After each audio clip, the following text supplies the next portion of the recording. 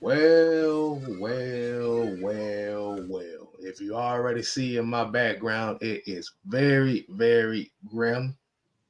Yet there's a little bit of light in the back.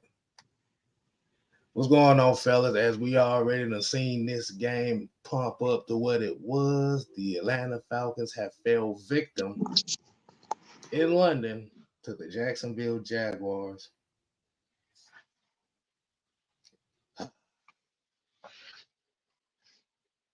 Somebody saw whoever want to go ahead and kick us I, off. I I'll get it out the way. I'll get it Get out it the on way. out the way. Get on out the way. So I mean, let's just make this clear. I think everybody is not in a good mood whatsoever, Mhm. and pleasantries pleasantries aren't necessarily what everybody want to hear. So I'ma just get it out of the way.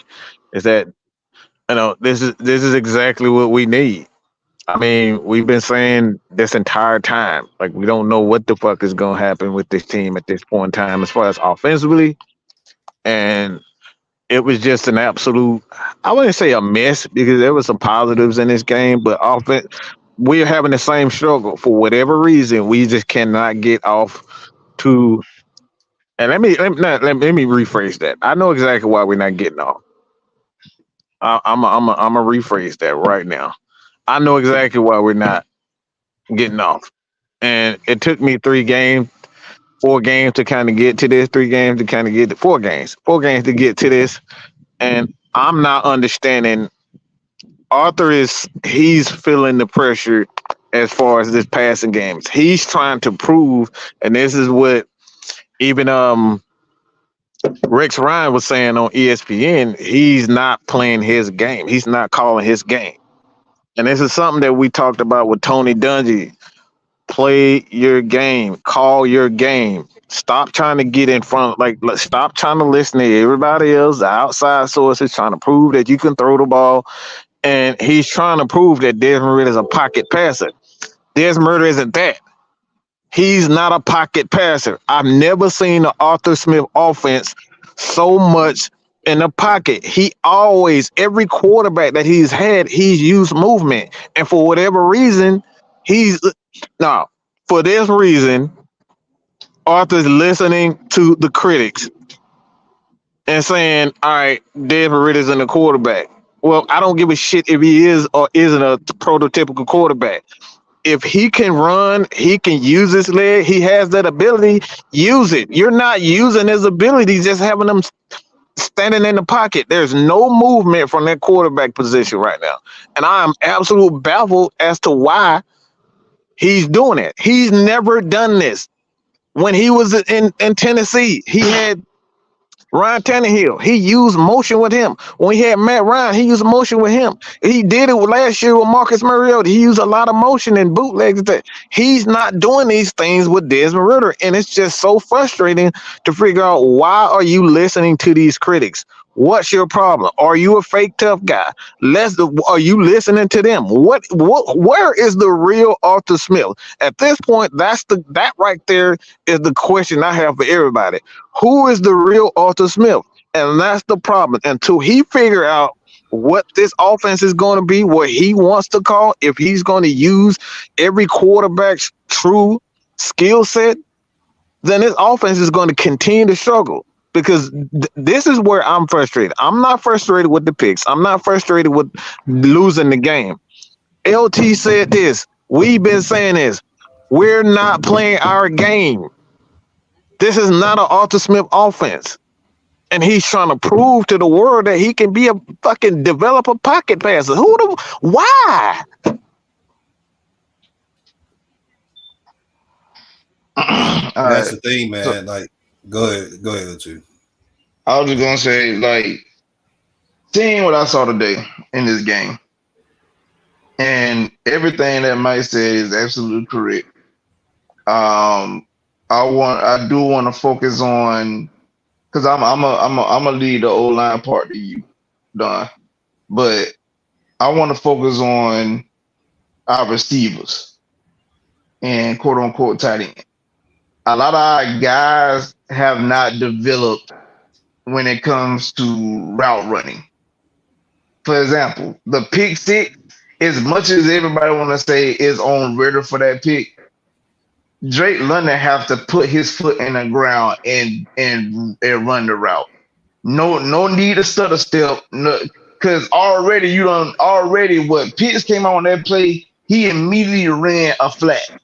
So it told the play. By him running the flat and Drake did the little stutter step instead of just running the slant like he was supposed to, it led to the pick six. You can't do that. You cannot do that. You have to run your routes accordingly. This is one reason why like Jonnu Smith was signed. Because you see how he sits in zones and he found open spaces to get the ball to him and make himself a target. Pitts have not learned that yet. He hasn't learned that. Drake them hasn't learned that.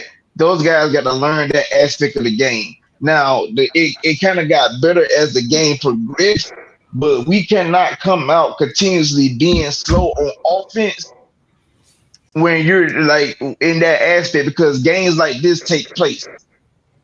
And coincidentally, our defense only allowed 13 points. But by the pick six, what made the score? Well, I'll take it back. Our defense gave us 16 points, but the pick six made it what it was. But like our receivers have got to learn how to come open. As far as Arthur Smith wise, like you have to utilize your offense to best of his abilities, because you're leaving your guys out to dry, especially your quarterback. You're leaving him out to dry. You can't continue to have this man on the field, like sitting in the pocket and staring down receivers. And then the only thing I would say about the O-line is Dahlman. Either he got to get better or he got to go. But you can't, there's no way your quarterback is going to feel comfortable in the pocket when there's consistent pressure in his face. Literally in his face. He's not going to be good. All right, Don, it's on you. You brought up Dahlman, and I've been saying this for the past few weeks about our offensive line, and them they have a history, and they're very notorious of getting better as the season progresses. Probably about week 5 or week 6. We haven't really hit that yet. But Dahlman, and I've been saying this about Dahlman, Dahlman is the weakest link on this line. I know last week we restructured Jake Matthews' contract to free up some cap space. And I've said this should hopefully open up a trade option for us to get a center from a team. You know, get them a 3rd or 4th round pick, because we may end up with 2/3 or 2/4 or 2 seconds. It all depends on how Kevin really played today. He played good with Jacksonville, so that's pretty much putting our stock up for a better pick for the trade option. So if we can somehow manage to get 2/3 or 2/4 or whatever, I'll trade a 3rd round pick for a center that's on a team right now that's not doing good. A good center. I'm not talking about just any other center, but a good center like the Chargers center right now. He's good. However, that Chargers line, they're not really that good yet. We could trade for him and plug him in, where Dahlman's at. I think our offensive line will play pretty much better than what they are. You can't really do anything on the offense if, we're giving up pressure up the middle. Desmond Ridder, he cannot step up in the pocket and make the throws. I know Mad Mike, he said this earlier, like he's not having Ridder move around. And that's something I've been scratching my head off of the past few games. Like, why is he's not moving around? He doesn't have to stay in the pocket to make the throws. We've seen him, especially in college, scrambling around. He did it in the preseason when he made the throw to dude in the end zone. He was on the move. Like this is. Let me get this comment. He also hold on. He also said something. He also go to last year's preseason games. When we had Mariota starting, he was out of the pocket a lot making the throws. Yeah. So I'm trying to figure out That's what I'm why about to we're get not with doing you. that. This is why. Let me get this right here. But what's the biggest problem in today's game? This is exactly it. This is why I'm baffled because this isn't Arthur Smith's offense, and this is why I'm saying like he's not calling his game. He's trying to reinvent himself for things that he doesn't have to do. This is what happens when coaches start trying to prove that they are a coach. Or they received high praise from other guys like Bill Belichick and whatnot. Arthur Smith is a phenomenal coach, but right now he's doing things that he doesn't have to do. He's never been a guy that had a prototypical pocket passer. So why would you start that now? Desmond Ritter isn't that, and this is a major problem when it comes down to just the NFL. NFL, we have way too many athletes and teams now. If you just see what teams are doing now, all they're doing is just using they corners and their safety to come up and blitz those edges. So if you use if you use your quarterback properly and use them on rollouts and boots and things of that nature, they're gonna think twice about it because they have to cover these tight ends and running backs out of the backfield. You're not using Bijan to the best of his ability because everybody know he's gonna be on the right side of the field. Everybody know he's gonna be on the right side of the field. We've been doing that same play every game, throwing the ball to the right side of the field, get it and let Bijan do something. We know that's where they're going to be. They know that. And when we're not boot them into the left, boot them to the right, you're not telling the defense you're willing to do anything differently. You're being stubborn in what you're trying to do. And like I said, at this point in time, Don, you're absolutely right. Something has to be done about Drew Dahlman. He is getting absolutely bullied, and it's to a point where I'm looking at Bergeron. Yeah, Bergeron has bad plays here and there. Yeah, Caleb had bad plays, and the same thing for everybody. But Drew Dahlman is getting smacked like a bitch every play.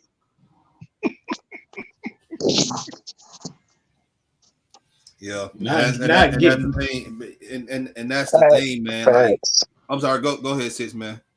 now I said not getting bent over and telling me that how you love me. Not that. Bergeron, not Bergeron, but Dahlman, man, literally, like, dude, like, I'm telling y'all, Dahlman is an issue when they have someone line head up against him on the nose, and when they lined up on his left shoulder, just know he's gonna get beat. He's gonna get beat. And let me look. Play calling isn't the problem. All right, this is what we mean when we say play calling isn't the problem. There's no play in the book that's going to get you past protection. Okay, so the play calling isn't the issue. Is is schematically, and this is what we talk about schematically. You can't have Desmond just sitting in the pocket. Okay, that's scheme. You got to move these guys around. That's not play calling. The play calling is fine. We all look and guys not running the route properly. You know they half-ass in the Kyle Pitts. He had a much better game. And the thing with Kyle Pitts right now, they're bracketing him so much right now. It's like it make it damn near impossible for him to get. That's why you got to move Desmond Ritter out of the pocket in order to get the best out of him. This is what happened with Jonnu. Jonnu had a big game today because they're moving. He's benefiting from that. He's benefiting. So if you move Kyle Pitts around, if you move Desmond Ritter around, Kyle Pitts will be able to find them zones, and you won't be able to hit him. So Him like I and said, London this getting is the bracketed. problem. Him and London getting bracketed. Like, They both getting bracketed, right? And the thing is too, I want to bring this up. I know we're saying play calling is not the problem. The scheme is because you're not. I feel like we're not utilizing Tyler Algier enough in this offense. Like, That part. with Tyler Algier, he'll have a good run and then he'll pull him out. You gotta allow him to eat, man. You gotta let him eat. I told you guys, he is the tone setter for this offense. And you taking him out, just like Cordell Patterson the past, couple of years. We knew Cordell Patterson was a tone setter on our offense. What were we doing in 21 to 22? We kept getting Cordell Patterson the ball. Right. And see that's been the baffling part for me this whole time, and this is why, like Mike said, it's like it's like Arthur Smith is listening to all the outside critics. You know, if you draft a guy like Bijan Robinson that high, then he got to be getting a lot of playing time, this, that, and third. But like you said, you got 1,000-yard rusher on your team and you're not utilizing him. That makes no fucking sense. It's not. Like this man to go out here and like Don said, he'll give him the ball on one play. And let's say Algier get like 10 yards. Like on one drive, he did that. Come out of halftime, you ran like a little toss sweep play with Tyler. He got a first down, and then the next 6 plays you ran with Bijan, and you kept Bijan on the field. Like, bro, utilize this. You got 1,000-yard back, bro. Use him. Use this man. He is the tone setter. He's your bell cow. He's the guy that's going to wear down your defense that leads to those big plays by Bijan Robinson. But if you're not utilizing him, then you're not wearing down the defenses. You gotta stop that. Right, because now what's happening is without using Algier, now you're getting behind the chains.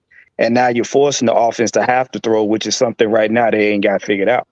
So I want to bring this up. So today we did run for over 100 yards. Bijan had 105 on the ground. However, if you look at Tyler Algier, he only had 16 yards on the ground.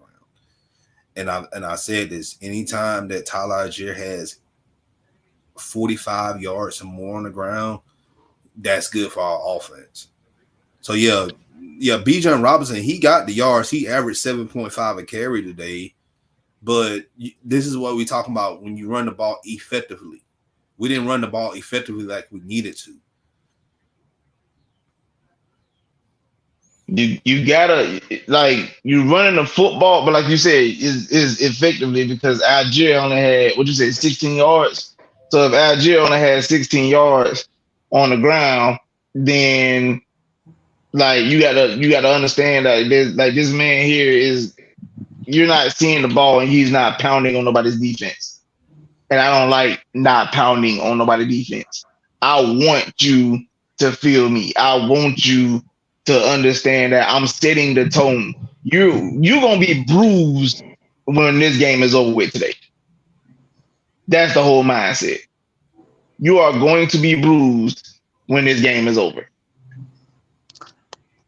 It's just, like I said, it's not so much a case to have you got something to say, jump in. But like for me, like I said, I'm not upset with how the offense is playing, but I'm upset.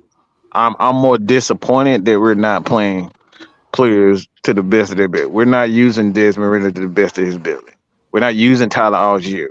We're using Bijan to the best of his ability, but he's not doing the same thing for guys like Drake London and Pitts. Both of those guys need movement.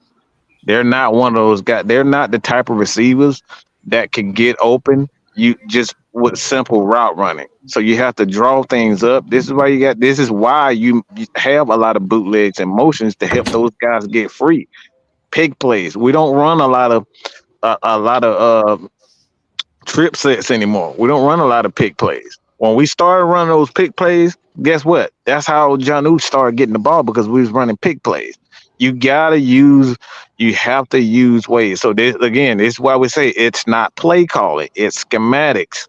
Okay? Schematics are completely different. He's staying away. If you look at how the Falcons went back to that pistol set, the protection got better. So he has to do a better job of understanding momentum. And right now, Arthur does not understand momentum. For whatever reason, he's not understanding momentum.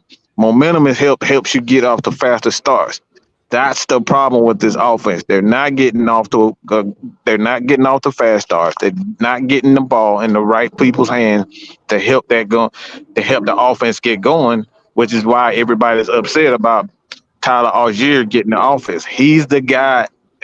He's the guy to help the offense get going. Once the offense get going, now you can call these pass plays. You'll end up with 50 pass plays. I don't care if we end up with 50 pass plays.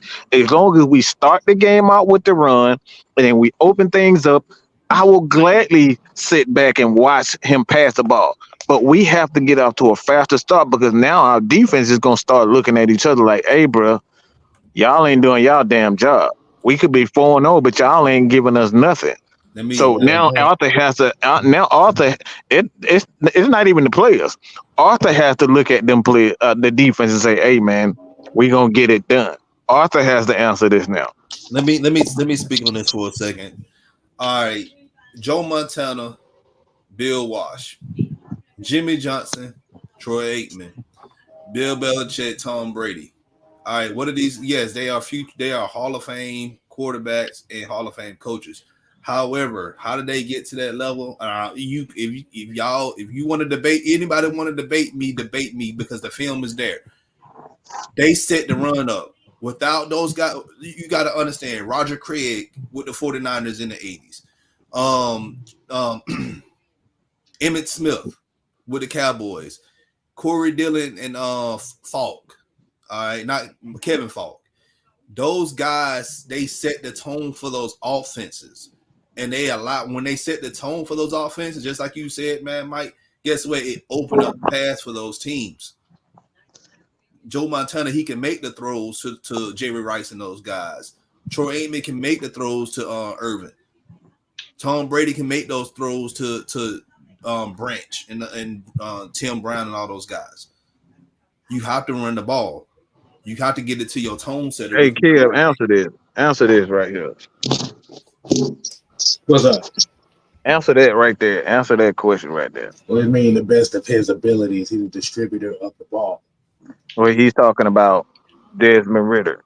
It's like, what do we mean? You know what we mean by, all right, using Arthur Smith, not using him to the best of his ability. Okay, so when we're talking about best of his abilities, he's essentially one of those type of quarterbacks, and like I said, majority of the quarterbacks in this league are. Hell, we've been seeing it with Trevor Lawrence today. A lot of these guys work better on the perimeter. Not saying that he has to be on the perimeter the whole game, but what you want to do is you want him to use his athleticism to create those passing lanes. And that's where he's talking about using the best of his ability. That's one of the things that he can do. That's one of the things that he needs to do. Because like they said earlier about him sitting in the pocket, that the defenses are literally sitting in their lanes just waiting on him to throw the football. Let me add to that real quick. When like that, this is why we seen people that complain about having Max for so long because he can't move this and that. Okay, we got rid of he can move. You have to utilize that, and I'm gonna tell you why. Mm-hmm. If y'all noticed, every game that we played this year, if you noticed, all the ends literally do not acknowledge Ritter at all. They do not acknowledge him. Like when we run plays, they run right past him. They immediately crash the line of scrimmage. So if I'm looking at you immediately crashing the line of scrimmage, that means you telling me you don't respect my quarterback. But but the thing about it, if they don't respect the quarterback, that's fine. But that's why you use those end around plays. The same thing that they did with on Trevor Lawrence on their last drive. What they did on 3rd and short, instead of them handing the ball off, they took it upon themselves and said, F it, we gonna run the QB key. They not doing that with Ritter. And that's where the problem comes in at. Mm-hmm. Because even when we look at last year, even though we seen Mariota make a lot of his damn mistakes, you saw the efficiency because they used that RPO to set up some of them throws. Mariota wasn't throwing it like that. Like I said, right. This is one of those aspects where Arthur Smith has to stop being stubborn. And like you said, allow the game to flow in a way to use his athleticism. Because right now, And all of this is coming together. See, right now, when you got a guy like Drew Dahlman getting beat at the line, beat off the snap right there. See, now you done quicken the clock in Ritter's head. And now Ritter has to try to force something, make something happen. And LT, you made a great point too. You got these ends crashing down the line of scrimmage like, Lord have mercy. Mm-hmm. That they see, this is the thing with quarterbacks, and this is what LT was saying about how if you just know anything about the West Coast system, most teams in the NFL run versions of a West Coast system. Basically, what that means is getting the ball out quick. So if you saying your DBs crashing in the middle of the defense like that, that's telling you, for one, if they're crashing like that, then it's not even the fact that it's about getting the ball deep. They're not respecting the quarterback as a threat. So if the defense isn't respecting him as a threat, what they're gonna do? They're gonna flood the gaps. That's all teams are doing right now. They're just flooding the gaps, and they know for sure that Arthur is not going to run a read option. All right, they know for sure nothing is going to. If the only thing that's going to get out there is Bijan Robinson, but they're putting Bijan Robinson in the exact same places, so they know where Bijan is going to be. But if your quarterback isn't moving, it was a couple of I can honestly say about 4 times in this game when they ran an option, they ran the ball, and nobody went with Ritter, and they just handed the ball off to Tyler Algier and ran, and they just, they just focused on Tyler Algier and Bijan Robinson, and that flat is wide open. These plays are there; they're wide open for Ritter to take it. All he had to do is run, keep it, run. You get an easy 5 to 10 yards if you just focus. If he just focused on establishing Ritter as a runner, this offense was open up. The lanes will open up, and these safeties wouldn't jump so much. So let me ask you this question: when it comes to those read options, is it like, do you think Ritter is trying too hard to get everybody involved instead of him pulling it himself? Because I know. No, absolutely. Them design runs. That's those are design runs, because Arthur not even giving him an option to keep it. Right. He's just designing him to run it. Okay. Yeah. So because the reason why I'm asking that too, because you're going to kind of get a question like that. Mm-hmm. It's going to be at some instances where he may have to go against the grain. If he sees it wide open, he might have to pull it. Because, like I said, in reality, the real issue with this offense is you got away from the staple that made this offense as good as that, and that is the elements of the RPO.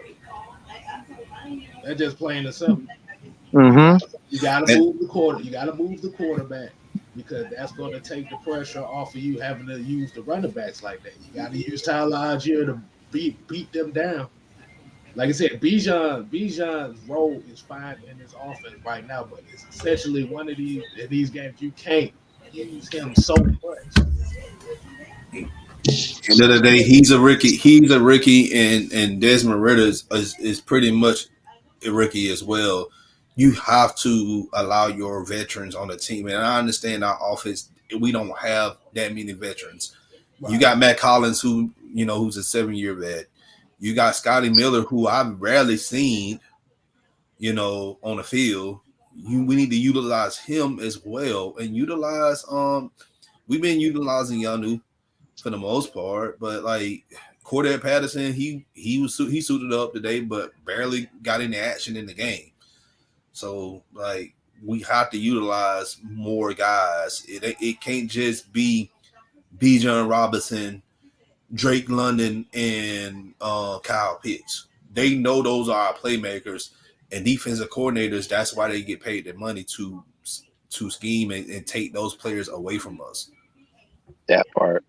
That's what I was saying earlier. We're becoming predictable, and we're putting ourselves in an unnecessary one-dimensional look when it comes to these teams. And that's why I was thinking, with all the weapons we got we got to be able to mix some stuff up. But yeah, Arthur got to get out of his head, man, and start playing the game his way. Stop listening to all these critics, man. These critics don't pay you, bro. You get paid to coach a team. He's obviously go ahead. No, so the question is going to be is, where do you feel that outside of Arthur Smith is where like I said, what's going to be for the next game? What is the adjustment point that you think? It's a simple. Just utilize Desmond as a mobile quarterback. You're not utilizing his ability. See, the thing is, if you go look back at a lot of his plays, yeah, he ran versions of the RPO and he ran that read option. That's perfect. The thing is, you want to create doubt in the secondary's mind. There's no doubt in the secondary's mind whatsoever. That's why they're sitting on everything. That's why you saw Dan Orlovsky saying, it's like, look, we got to at least pull some double moves or something. But the thing is, the double moves can be one thing, but those aren't necessary if you just if you just use your quarterback leg. He has that ability. We all know that. But it's multiple things that can do. Screens. You can use a lot of action. Like if you look at Trevor Lawrence, all he was doing was really using his athleticism, getting him outside of the pocket and get rid of him. He only had 200 yards passing. That's the thing. He only had 207 yards passing. He didn't have a big day throwing the ball. But he didn't have a big day rushing because he was their best rusher on the team, and he wasn't getting yards like that. Yeah. Mm-hmm. I got something important to share real quick, and it just came out of the pipe from Mike Conti. We have given up 11 sacks these past 2 games. That is not good at all. 11 sacks. That can hit. This right here can be solved by, like we've been saying, having Ritter move around in the backfield to make the throws. Just being like getting back to being balanced, and keeping the defense honest by, if it's 1st and 10, you run the ball. If it's 3rd and 1, run the ball. If it's 2 and 3, run the ball. Like, we can't keep putting ourselves in these situations of having Ritter getting his ass beat. 11 sacks in 2 games, that is not good. Because when you get to the playoffs, if you get to the playoffs, that'll get your quarterback killed. Yeah, because everybody in the playoffs, they're good at getting to the quarterback. They didn't get to the playoffs just by existing. And this is the sack numbers. I'm going to go and dig deeper how many times we were pressured and hit. Like if he got sacked 11 times, man, those numbers are crazy. I know they're going to be. Mm-hmm. And that's why we said this has nothing to do with whether or not the play calling. They're not respecting the team in its entirety as far as just being they're not respecting the offensive line to stop blitzing. That like teams stop blitzing because they keep getting burnt. And oftentimes is due to the quarterback being able to make praise with his leg. This is what happens that's why you see a lot of teams, they don't blitz Patrick Mahomes. It's because they know he can burn you with his legs. You have to be able to design certain things in order to get pressure. They're not getting pressure. They're not getting pressure, and they're not pressuring the defense. That's the one thing too that you can do as an offense is pressure the defense. This is what teams even did. Like a lot of teams, feared Michael Vick. They wouldn't send house blitzes on him. Why? Because he was quick and fast enough. Because before you know it, he end up, going for a 30, 40-yard gain because you sent the blitz and the blitz missed. These are the things that you have to create that doubt in the defensive mind. And right now, when you're not moving the quarterback around, you're not creating that doubt. And DBs are just gonna sit on things. So, like I said, it's not play calling. It's just schematic.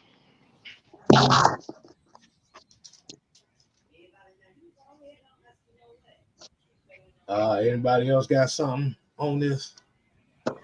I do want to give a big shout out to the defense. 16 points today with your offense um, not helping you in many aspects. Um, I pass rush low key came alive. So it took, I think Bud Dupree got one, Ominyata got one. So like, those that stuff like that is very helpful and very, it's very positive to see.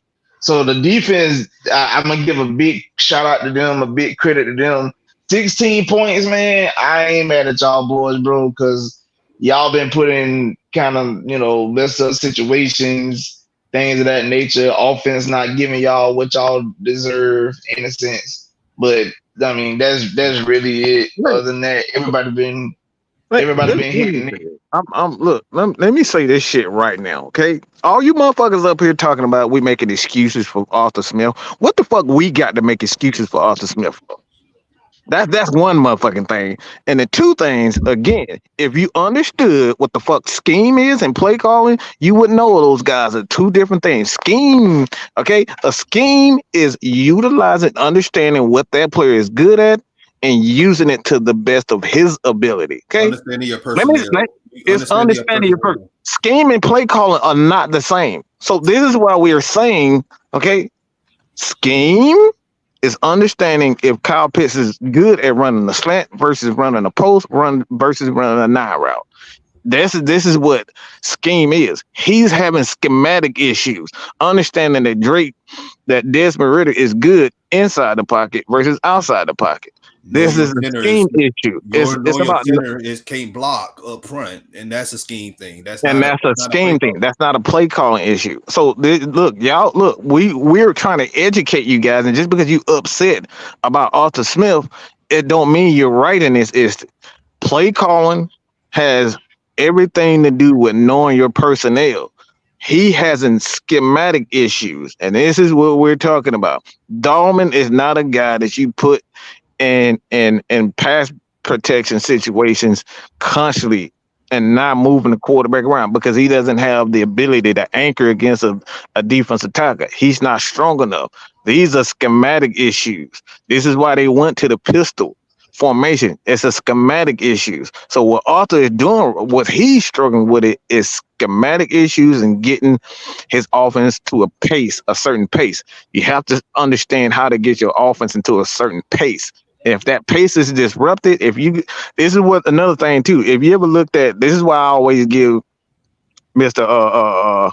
Sean Payton, I always give him his flowers because when his offense ain't working, he do little shit, throwing the ball outside to get, throwing the ball to the flats, running like little bubble screens and things like that. It's about getting your offense into a rhythm.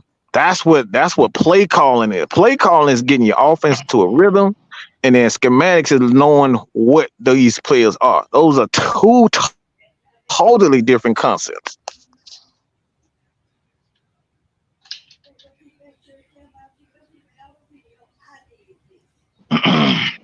Anybody got anything else to add? I don't, because listen, if it be a long week as it is. And go ahead, Don. I ain't saying anything. I mean, look, man, it's a process, bro. We told y'all this. You got a young offense. You got a coach that's got a young offense. It's growing pains. We ain't gotta like it. It's a part of the process. Yes, we're gonna pick apart. Yes, certain things it's gonna seem stupid to us. It's gonna baffle us. But at the end of the day, it's part of the process. I said it before. You're not gonna get away from the process. I don't care who you are. And like I said, Ridder did a good job. The offense did a good job of getting back into a rhythm. But this is what we're talking about like schematics. Like everybody going and keep, the play calling bad. No, the play calling bad. They're running good. They're running very good concepts as far as the passing is concerned. But when you got guys like Drake London, who he's giving away, people don't realize Drake London giving away the routes. On that interception, he gave it away because he was pity patting with his feet. They already know when you see a wide receiver, he's trying to set up an inside or outside. Every DB knows that. When you start doing those things with your feet, you see them going sideways. You see these, especially on Instagram and Twitter. You see these wide receivers practicing all this juking and stuff. DBs are trained to understand. Like when you do these things, I know the ball is gonna come out quick because you're pitting patting your feet. This is what Drake doing. He's doing the exact same thing every time. And most of the time when you see it, it's on hot routes. He doesn't do that when he's going deep. He's selling these routes. So a lot of these things aren't on play calling. It's scheme and understanding and experience. He's giving the routes away. This is the same thing I told you guys on that screen, on that end around. It was like a flat to Kyle Pitts when he's going around. Drake didn't sell the route. These are the things that's giving plays away. And these NFL players, they watch film and they see this. This is why this is why these guys are breaking and getting these interceptions, is because they're breaking on these plays because Drake London is giving the routes away. This is the second week in a row where we've seen this. Bad plays are happening because they're not selling the routes. It's very important for everybody to understand that you can't give away. You can't give away your route. You can't give away the play. You ever seen quarterbacks when they see a DB move, a linebacker move, start moving forward? He already know, he coming on the blitz. That's why it's very important for a linebacker to just stay pat. It's for him to stay still so he won't give away his assignment. I'm sick and tired of these people, man. Like, y'all got to stop with this. And I'm about to just start calling people out. Stop comparing a guy who played 7 games to a future Hall of Fame quarterback. Matt Ryan still better than Desmond Ritter. Like, bruh, you're comparing a rookie to a guy that played 14, 15 years in the league. That's not fair. Y'all got to stop doing that. Newsflash, he's supposed to be better than Ritter. He's a veteran for a reason. It ain't no dig at Ritter. You're not hurting Ritter's feeling. You comparing apples to oranges. I mean, that's the same thing as Ritter being a veteran of 14 years versus a rookie. It's the same thing. You're not dogging the man for telling the truth. Matt Ryan has played longer. He has more experience. Duh. Look, half of you motherfuckers can't run a slant because you're 300 pounds anyway, but you trying to tell somebody about what guys aren't doing. In football, everything is about mentality, okay? 80% of the game is mental. All right? If you don't understand your job and giving away certain things, look, I'm going to just be real with this. We already know what y'all going to say before y'all even hit the damn stream. Did that have anything to do with, I don't know what I'm talking about? No, I know y'all habits. Every time a player don't play this way, we know exactly what you're going to say before you even hit this. But are we smart or we dumb? Because we knew this is going to happen. The first thing, you see a whole entire game where offensive line giving up we're talking about 11 freaking sacks. And back-to-back weeks. 2 games. Back-to-back weeks, and the first thing that come out y'all mouth is, man, Desmond Ritter ain't the answer. Have you seen 11 sacks, man? This is stuff what we talking about. It's common sense. It's common sense on our because we train ourselves. We actually learn about the game. Let's break this down. Let me break this down to a better understanding for people. That's 11. 11 sacks. All right, let me break that down. It's 5.5 these past couple of. That means there was 5 games. That was 5 plays that we didn't make a play on the ball. If you take those 5.5 sacks away from each game, that means guess what? We could have made a play on the ball. That means the game could have went either way. That's too many sacks. Let me say it like this. Like I said, we can talk about all this stuff. At the end of the day, when it comes down to the Falcons, is we cannot get off the slow starts. It don't matter what thing hasn't happened, whether Ritter not making plays, or they not running the ball, or Arthur Smith not calling certain plays, or the defense not getting sacks. The real issue right now is that we are getting off to such a slow start every game. Now you're forcing guys to overcompensate for what they really are. Mm-hmm. And in reality, this goes to the whole team. It ain't just one individual, because everybody's playing slow. Everybody's starting off slow. Mm-hmm. And it is what it is. Like you said, this is a growing process. Like you said, the defense, they don't really get no faults in this at all. This is why you got you got more veterans on that defense than you got on that offense. And this is why you build that defense the way you do with all those veterans, because they know when they need to get shit done. Outside of Richie Grant, Richie has been playing God off. I can't defend him. Like he's missing simple things. It's simple stuff that he's missing, and no defensive safety should be missing simple plays. but like I said, at the like really just come down to, as an offense as a whole, they got to get off the better start. Like I said, I don't know what you have to do. Like you said, if it's just one of those cases where you may have to start Tyler Archer over Bijan just to set the tone, you got to find something. You may have to start off with some RPOs, get Desmond Ritter on the perimeter. That's fine. Like I said, Desmond Ritter had to make better decisions on a couple of those throws as well. That's all come with it. But the thing is, we have to start faster. I'm not gonna sit up here just because y'all motherfuckers mad. I'm not gonna sit up here and point the finger at one guy. I'm not gonna point the finger at Arthur. I'm not gonna point the finger at Desmond. We do that every damn game where we point the finger at one or two guys. Two guys every game. It's the same shit. Desmond Ritter fault. Arthur at fault. How about everybody on the damn offensive side fault? Right? Because we seen Drake half asses on routes. We seen him drop key passes. We've seen Matt Hollins drop key passes and half asses on routes. We've seen Kyle Pitts and even Bijan Robinson drop important passes. We've seen Tyler Algier in this very game drop key passes. Those are momentum killers right there.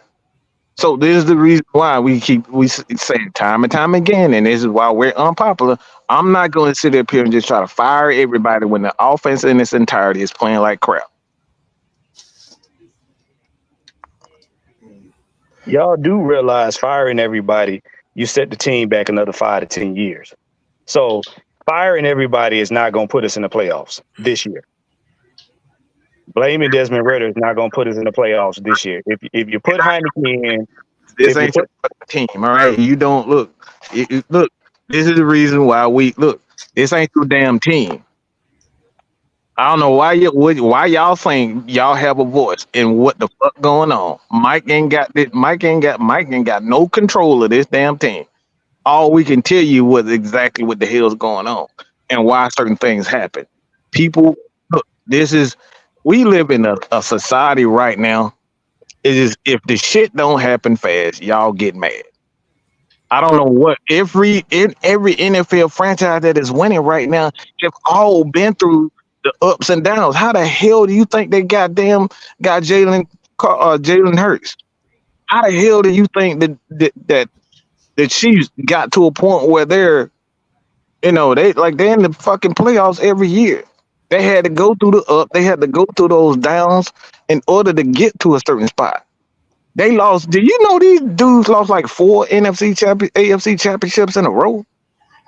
Do you know the Buffalo Bills went through hell? They had great defenses for at least 10 straight years before they got Josh Allen. Do you know that even we talk about great quarterbacks? Do you know that Peyton Manning got his ass kicked time and time again, even though he had great offenses? These guys were averaging 30 points a game, but until they got head coach Tony Dungy, these guys were trash. They were getting knocked out of playoffs after playoffs. And this is one of the number one offenses of all time, the greatest offenses of all time. Everybody goes through these struggles until we realize there are going to be struggles. You're never going to get past the struggle. He been saying this time and time again. Warren said this time and time again. Until y'all realize this, you gonna stay mad. I'm not upset. I'm not upset about how the Falcons are. Like, I wasn't upset that Desbury throwing 2 picks. Do I like it? No, but I'm not upset because this is a part of the process. You gonna screw up. Hell, Kirk Cousins just threw a pick six, and the DB that caught the bitch, he went in there, he took it in for 99 yards. Again, look, everybody keep talking about, look, all y'all in y'all feelings because you want things to go perfectly.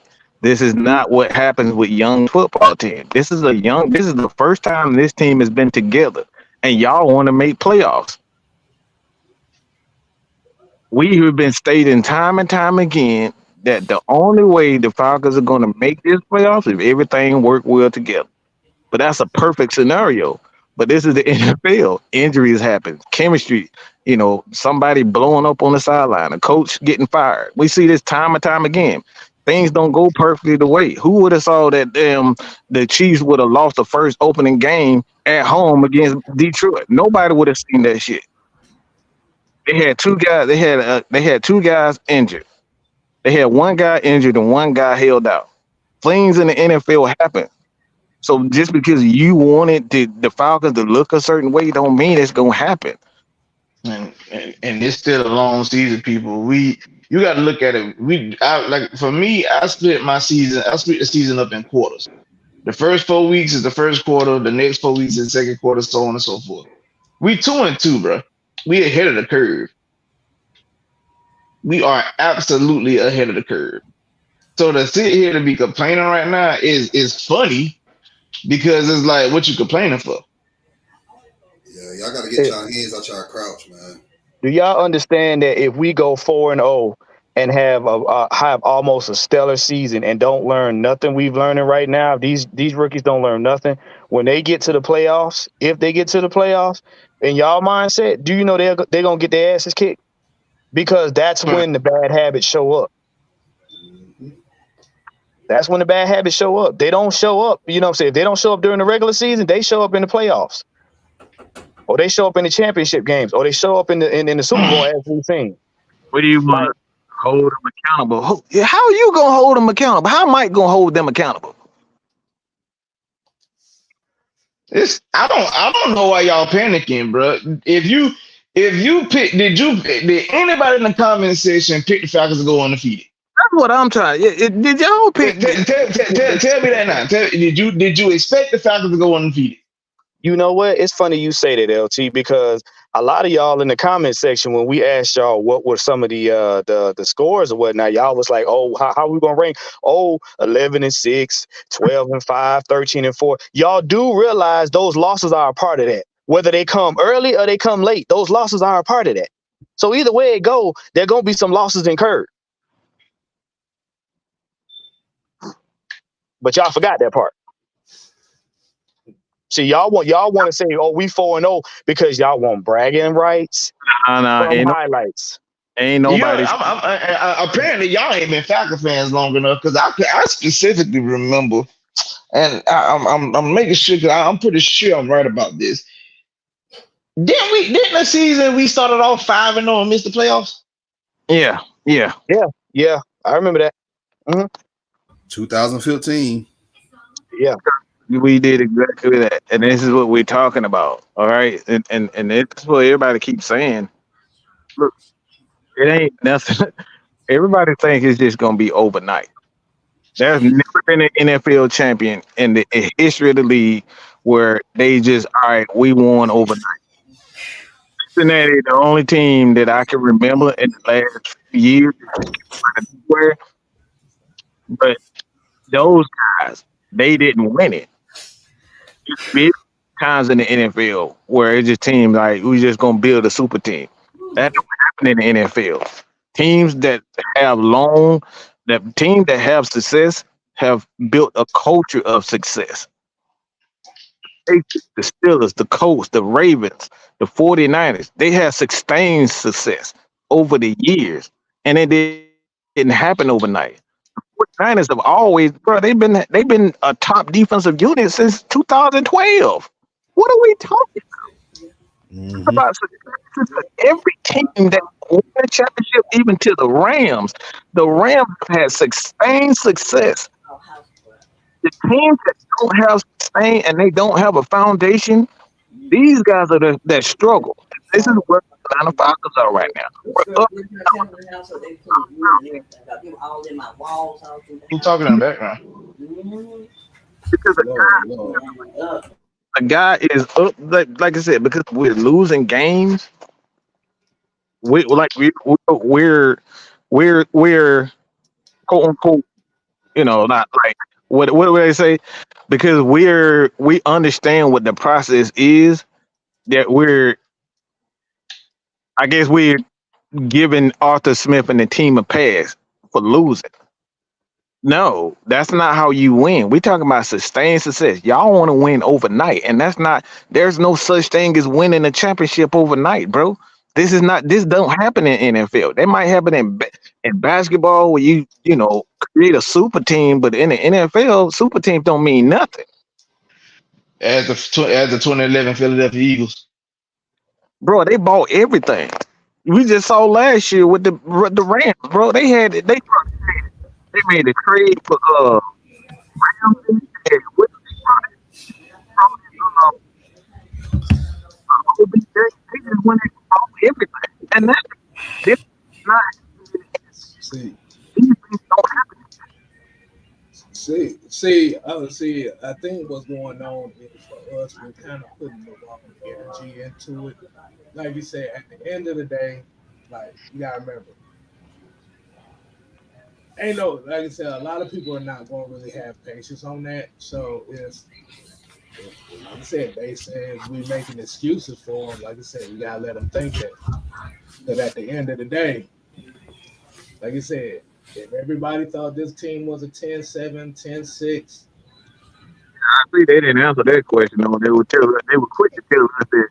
You right. have to believe in the process. So, All right. like I said, if it comes down to this point, Talking to the Super Bowl though, but look, we look, But you have to believe in the process. Like the thing is, did Terry Fontenot fix our defense? It's showing right now.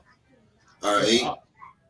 right. But like I said, as us, we can't really put no energy into what other people say. Like I said, as far as like I said, we can give the information out as much as we can.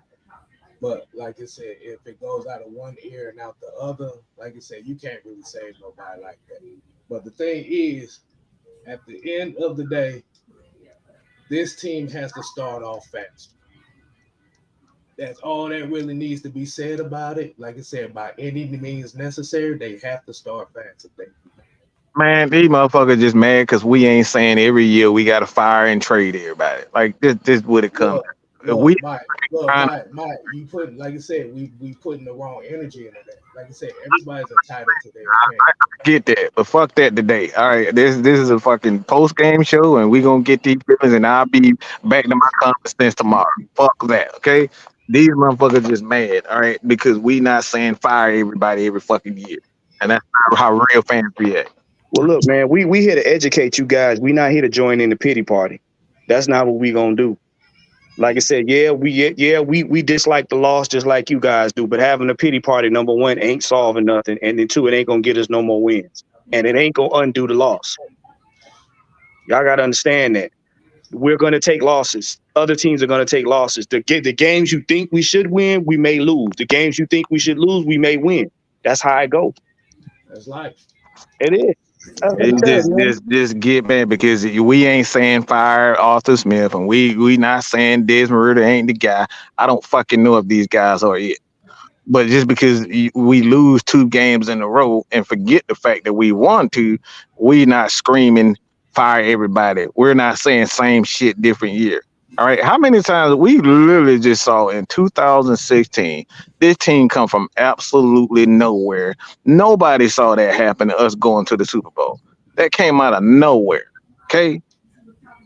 it was a process to even get to that point. The biggest difference between that offense in 2016 and the offense now is you had veterans on both sides. Veterans on both sides of the ball. We don't have that. And guess the what? solid core. We had a Pro Bowl All-Pro center in Alex Mack. We ain't got that at our center right now. We don't. We We don't. got nowhere. We ain't even got somebody that's serviceable. I'm about to, look, I'm about to say, man, let's go ahead and wrap this up in about 5 minutes. I need a drink. Yeah. But 85. yeah, but like I said, end of the day, I'm gonna keep on saying this. You can't start off slow. I don't know how you gonna, like you say. Somebody asked the question: is he under the pressure of the fact that he has got too many weapons on the offense? Is it the overthinking? We don't know. Like you said, at the end of the day, everybody has to play better on the offensive side of the ball. Because, like you said, it's going to come in time where this defense is going to give up 30-some points. It's going to come to a point they may give up 40. So everybody on the offensive side has to get better at starting off faster. Like you said, move the quarterback on the perimeter if you have to. Like you said, give Tyler Algier more carries if you have to. But the thing about it is if you're not setting a tone, the right tone, like you said, it festers, and then you wait until halftime to make that adjustment. No, we need to make that adjustment after the first drive if the first drive don't go in. Yeah. And then, I'm glad you said that. Right. I'm glad you said that, K-Shop, because like I said, I just read Bijan Robinson's stats. Yeah, he rushed over 100 yards, but let me tell y'all something. No one fears Bijan Robinson. He's a rookie. Teams are going to figure him out. I don't believe that. I don't believe that. Let me finish. They don't fear him like that. Now, teams do fear Tyler Algier. The man rushed over 1,000 yards last year. I fully disagree with that. You can disagree with me if you want to, but I'm just letting you know. The man rushed over 1,000 yards last year. Teams know. I'm on done something with this. I don't. I'm saying that because for one, people fear him for a different reason than Tyler Algier. I don't think it's fear, but they fear Tyler Algier for a different reason than Bijan. Yeah, because he gonna break a big one at any given time. Right. Exactly. But that's what I mean. I'm not saying you're wrong. You can get a bit. Listen, as a defender, you can get a big play. I can bounce back off that. But if you're not effective anywhere else, I don't give a damn. Yeah, that's what I'm saying. It's just different levels of fear. Been proven he cannot be stopped. You cannot stop Tyler Algier. It's been proven. Look, I say it like this. I rather get hit. I rather get one hit quick by a haymaker than getting hit in a body by Mike Tyson all goddamn first 3 rounds. Yeah.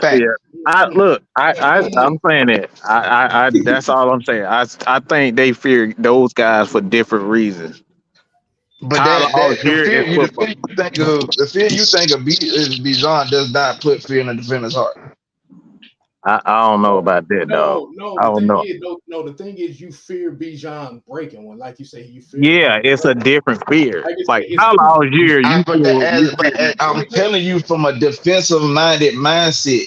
If you get a big play, I play corner too. I don't want to get hit by Tyler, but it's like, but it's things that you do. The reason why I'm saying that is because there's things you do as far as positioning yourself from a big play, and you run away from that contact. Those are different. Again, it's just different things. Let me ask you this question, Mike. Let me ask you this question: Would you rather go into a Oklahoma drill with Tyler Algier or Oklahoma drill with Bijan Robinson? Be honest. Of course, Tyler Algier. I don't want to get. So you say what you arguing for? So you said you would go into an Oklahoma drill with Tyler Algier. Said that people fear Bijan for a different reason. Well, my question. But that's the point that Don making is not really fear it. Oklahoma drill. Would you go into Oklahoma drill with Tyler Algier or Bijan Robinson? Who would you go against? Bro, you're setting a parameter. I'm not saying that you're wrong. I'm just saying it's different reasons why you fear those guys. I'm gonna answer the question. I'd rather go into Oklahoma drill with Bijan. I said it. It's just different reasons why you fearing the guys. Look, I'm about to say, let's go ahead and end this. Like I said, man. Hey, like I said, we done dropped 2 straight.